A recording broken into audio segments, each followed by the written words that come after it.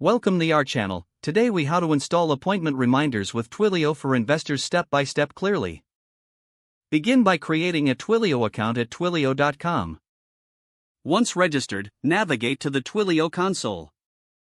Select the phone numbers option in the left-hand menu.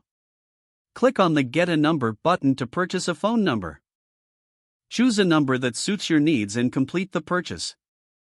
Now, take note of your account's ID and auth token from the dashboard. Next, install the Twilio library in your development environment.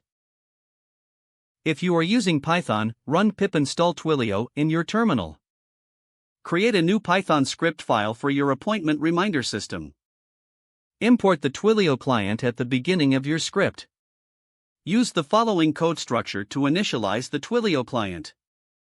Python from Twilio.rest import client equals client, your underscore account underscore sid, your underscore auth underscore token. Plan how you will collect appointment information from your. This could involve a form on your website or a database query.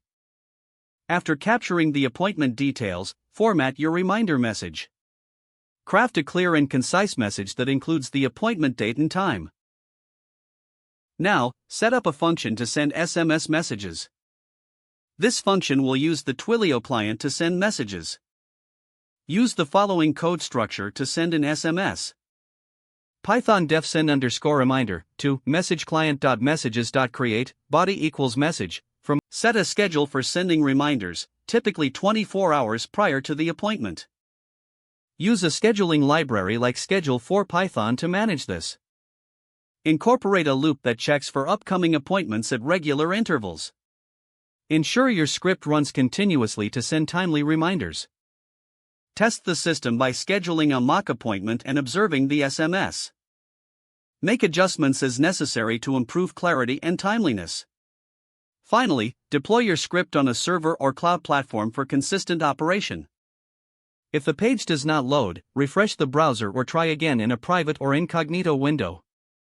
Make sure you are using the correct email address, then retype it carefully to avoid small typos. Don't forget to like this video and subscribe to our channel for more step-by-step tech guides.